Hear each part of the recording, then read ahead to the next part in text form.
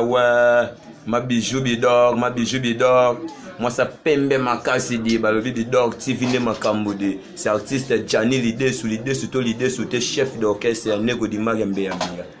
Chunelele, ma bijou wawa bidor TV, ma bijou lele, ma bijou lele. Allez to bonnet bidor TV, to bonnet massive mana chaîne bidor TV yo. Allez chaîne l'équipe chaîne nyoso bidor TV yo.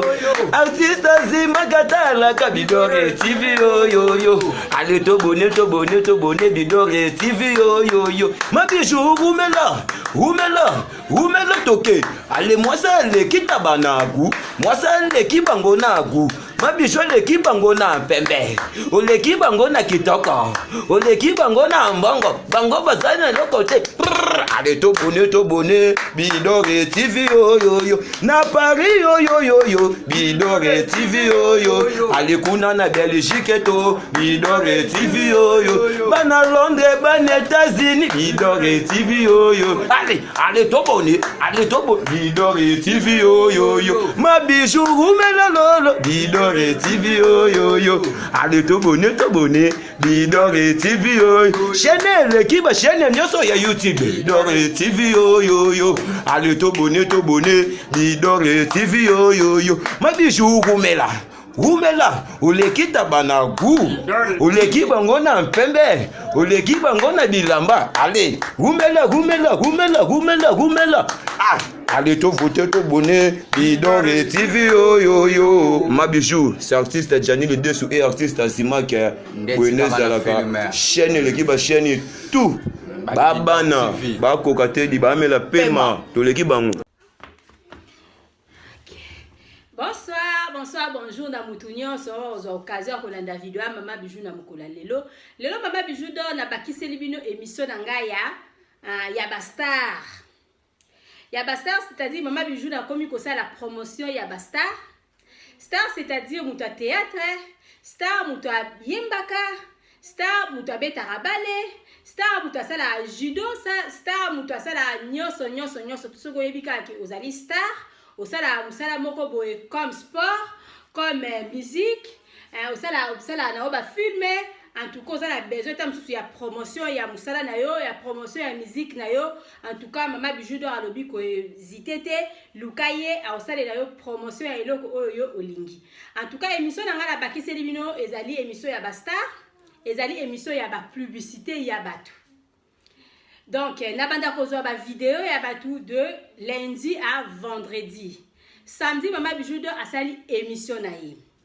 Donc, quand on est dans le baranga la bidor, mama bijou do na beta masolo, mama bijou do alambaka, mama bijou do asala ba publicité, mama bijou do asala ba promotion ba nzembo batu, mama bijou do asala makambo ebele, mama bijou do beta masolo, mama bijou do azala émission na ye oya ba amse oyezali chaque dimanche. Mutunyo surtout oza posa wa contacter mama bijou na zawana pona kozela ba appel na bino na taka numéro nanga na se ndenge bozomona awa. Ndenda loba kaka na zawana pona bino bo s'abonner massivement na bidor suivi bozala jamais de si nazo bakisela bino ka ba émission. Bo emara ba vidéo nanga bo tiaka ba j'aime nazala besoin bo partager ba vidéo. Naza pe na besoin ya ba commentaire na bino merci na ba abonné na ngane boza ko s'abonner massivement na Bidor TV kande na loba avant juillet donc ko kisa mo ba nombre mo be mama bijou musala na ye e banda donc na loba mingi te na lingi na tsela bino star nanga ya mukola lelo ya samedi ya lelo na kombo ya star love kombo da star love et Kwamanda Star Love na biso naza kotia ye boza komona ye bozo mona tala na ye na kotia pe voice na ye bomona ye comme ça mama bijou nazongela bino pona koyebisa bino star na biso na kombo ya Star Love soki azali nani donc ngayo na tie star na biso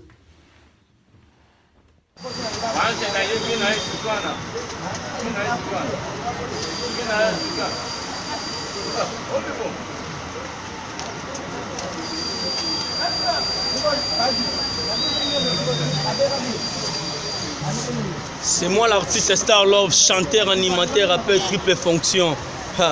motema na ngai eza sanduku te o po ebomba makambo nyonso mabe osalaka tobelanga ata na ndenge ya solo nayebaki esoko olingaka nga na motema alita pesanga bolingo na yo chambala lobaki na soki epa na yo yo moto monisinga pasi ya boye nazo makama boye na motina nini honorable pesanga bolingo na yo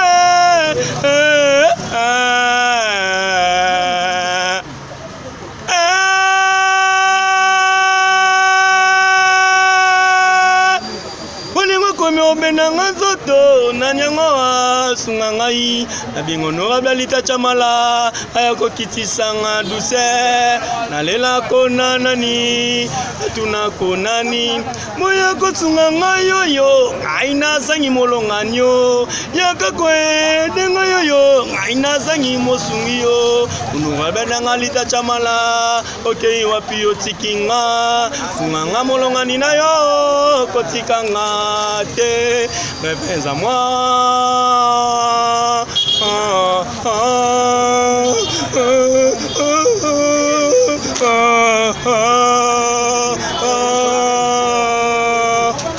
Ouais, c'est moi l'artiste Star Love.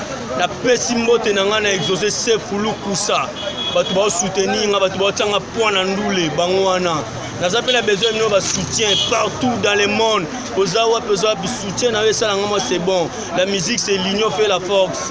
So bino bo appuyer nga botenga maboko c'est bon. Bo s'abonner à la chaîne YouTube nanga Star Love et Kwamanda.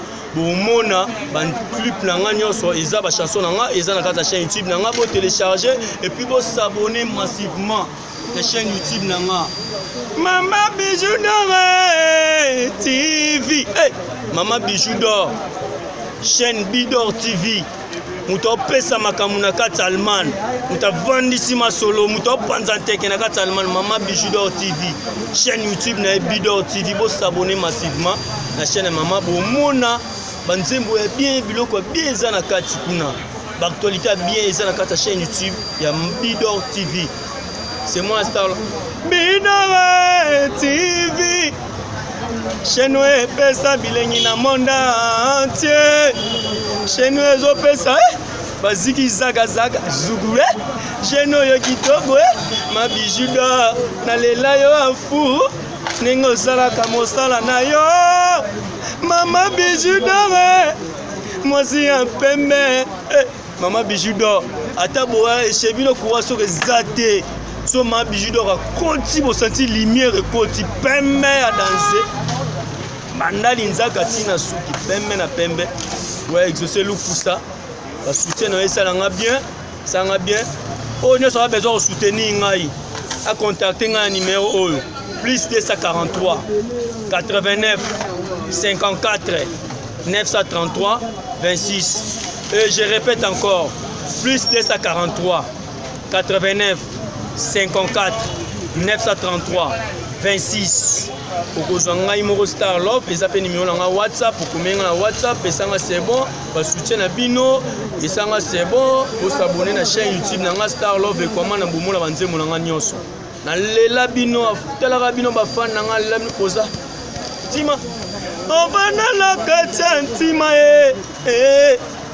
motakolongola yo azalaka te motako pindola na motema na nga azalaka te basoutien na ngai pe bafane na nga Star Love aleli boyoka ye zoom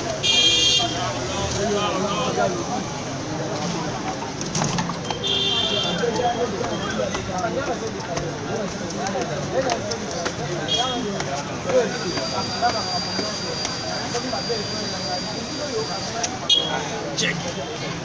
Bonsoir ma Bidor TV, artiste Star Love, nazali chanteur, nazali animateur, nazali rappeur, triple fonction.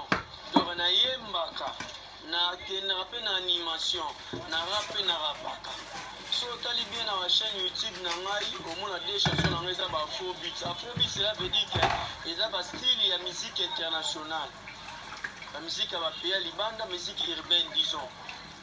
Mais cette fois-ci, Kalami était dans la clip, il y a générique, il y a un générique, ce que tu as un style, la mise au Congo, nous devons être à Rouma, Bachine, Bawera, Bachine, Bakofi, Babetaka. Star Love, Nauti l'orchestre, Moko ya Moutouti.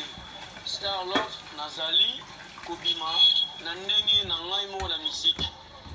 Donc, Star Love, on a travaillé carrière solo, na ba master na ngai ba ya ba musicien ba Zico Flash azaki pe boalote na travailler na ba Roli digital azaki na maison mère na travailler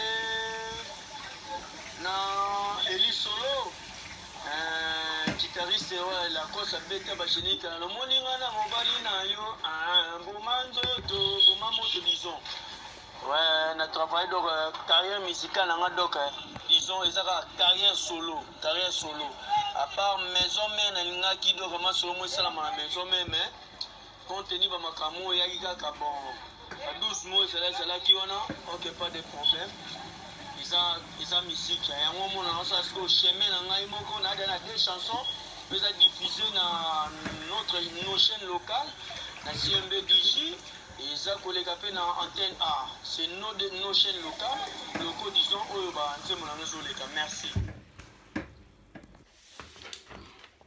Ok, nasi boza ya kosepela bomoni star na biso na kombo ya Star Love. Star Love Ekwamanda. Boyoki voice na ye. En tout cas, Mama Bijou naza na posa bo découvrir musique ya Star na biso. Star na biso azali chanteur, azali animateur, azali rappeur. Alobi azosala générique moko azozonga la musique ya Congo pona ko beta penza barumba. Donc Star na biso abimi na orchestre mutute. Abimi nulle part, abimi kaka boye, alobi azomeka nzoto parce que le camion surtout bami kaka. Star na biso na kombo ya Star Love, alobi Mama Bijou mekana nkoye bisa ba fanatique nanga, batu nyo surtout ba opesa nga chance, ba opesa nga litoi bayokanga, nazala besoin ya ba soutien na bango, nazala besoin ya producteur Abima, nazala besoin ya manager. Manager nanga amonana producteur nanga amonana pona ko soutenir nga na musala kitoko oyo nga nazo sala en tout cas na bimi na nga la musique moko et pas na bimi na nga pa ya vedette mon côté na bimi na nga ka boye parce que ezali étoile nanga nzambe mutu alingi nga na sala musique mais nazala besoin vraiment ya ba soutien na bino en tout cas Mama Bijou yebisa batu nyonso tout o bakoyoka yo bameka ko soutenir nga naza star na bango naza star du moment ndenge Mama Bijou do alobaka il faut pesa chance na mutu nyonso to aza na chance na ye parce que chance na yo eza ya ngate yanga pesa ya yote donc il faut ko boke la mutu nyonso tout flair boyoki bomoni star na biso azosala musala na ye kitoko arapara très bien ayembara très bien aza animateur donc animaka très bien donc na bayaya pe mususu basi basala musique liboso na ye pourquoi pas boluka star na biso na kombo ya Star Love donc azawana moi conseil moi nini et ça la bien parce que ça a besoin ya ba soutien ya ba yaya na ye ou bien ba papa na ye o basala musique liboso na ye donc Mama Bijou nga lingi naza mingi kolobate nazo linga ka na pesa bino numéro ya Star na biso pona ko contacter ye Star na biso na kombo ya Star Love avandi na Congo numéro na ya téléphone ezali 00243 89 54 93 326 na bandeli numéro ya Star Love ezali 00243 89 59 93 326 contacter Star na biso alobiso ko beti Star Love mingi ya obimate il faut ko beta penza na kombo na ye ya mboka il faut ko beta penza na kombo na ye ya mboka Star Love Ekwamanda donc Star Love Ekwamanda Luka Star Love na biso Ekwamanda Mama Bijou na pesi numéro na ye ya téléphone to pesa ye chance to lingaye donc mutu nyonso to aza na droit ya ko pambwa na mokili mutu nyonso to aza na droit ya ko sala oyo ye alingi parce que tozaka na nzambe moko donc bo tia maboko na musique ya Star na biso alobi Mama Bijou ba soutien batu ba soutenir nga bolinga ye aza pe na ceux qui bobeti bokomona aza na makambo na ye, aza pe na ba YouTube na ye, aza na Facebook na ye, aza na WhatsApp, aza na makambo nyonso na numéro wana, avec numéro wana bokoyeba star na biso esika nini abimi alobi abimi nulle part. Nga Mama Bijou na boa kelo ba flair parce que zo beta musique kitoko. En tout cas bonne chance, et puis mutu nyonso to akokuta na video ya Mama Bijou oyo aza star asala na théâtre abeta na musique asala na nyonso to alingi ke mokili emona ye mokili eyeba ye. Donc aza na ye na boutique na ye, aza na ye na comment on appelle ça, aza na ye na magasin na ye, donc aza na ye na salon de coiffure, aza na ye na bar na ye, aza na ye na flat na ye, aza na posa asala publicité. Mama Bijou donc nga na zawada pona kozwa ba publicité na bino, pona kosalela la bino ba promotion ya ba musique na bino ndenge nini eza kobima donc bozala ala toujours na Bidor TV parce que bobanda komona makambu ya minene. Mama Bijou do alobi pourquoi pas un jour peut to bengi stoko c'est la bino pe vedette o déjà o bosibo yebaye aluka ye bisabiso moi vinaye ya musique ndenge nini ezalaka o eza émission ya Bastar et banda kozala chaque samedi bo pesa ngo chance ba demande ebele bo benga Bidor TV bo benga nga bo pesa nga ba vidéo na bino. Au sali mo interview moro boyo vedette donc place aux ali au pesi Mama Bijou do atango na émission na ye ekozala chaque samedi émission Bastar émission ba publicité donc ekozala malamu mingi. Mama Bijou do alobi mingi ka ande musala eleka maloba na ebele bozala toujours wana na Bidor TV bozala jamais de si lobi tozala émission na biso yaba amser bo découvrir star na biso na kombo ya Star Love.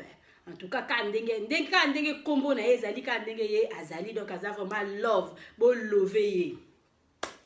Donc mbote na ba abonné na nga nyonso sika bozali. Mama Bijou do alinga bino mingi donc quand ndenge na yebisa bino bozala jamais de si et puis bozo zala de cité. Mama Bijou do azo bakisela bino ba émission ebele émission eza pona ba star eza pe pona ba publicité na bino muto zo talanga luka Mama Bijou pesa e publicité na yo. Luka Mama Bijou sala promotion à Nzembu na yo. Luka Mama Bijou donc obima kala batu baye barayo lisusu te obunga pourquoi pas sala Mama Bijou vidéo pesa Mama Bijou do azala besoin dango poto yebisa batu ke oui star na biso wana abunga te yeyo mutu boluka ka yeyo aza viva o eza émission na bino ya Bastar. Nazo pesa mbote na bandeko na nga tout eska bozali. Mama Bijou do alinga bino famille mosi mobimbe eska bozali. Na pesi mbote na ya Lili Bessa na Belgique, na pesi mbote na ya Derrick Mosi na Suisse, na pesi mbote na Paola de Switzerland na Suisse, na pesi mbote na Gisèle Miamor na Cologne, na pesi mbote na Rita moi ça y est Desi na Suisse, na pesi mbote na ba copine nga yonso ska bozali. Mama Meje na Allemagne, Jolie na Belgique, Mama Magui na Belgique, Mama Bijou la Blanche na Congo, Mado Spaghetti na Belgique, na pesi mbote na Mama Viviane na Allemagne, na pesi mbote na ma petite sœur Sandra Lina na Allemagne, na Hollande, na pesi mbote na Mama Mireille na Hollande, na pesi mbote na Mama Yvette na Hollande, na pesi mbote na groupe na nga moko ya ba mama ya première classe na kati ya Deutschland.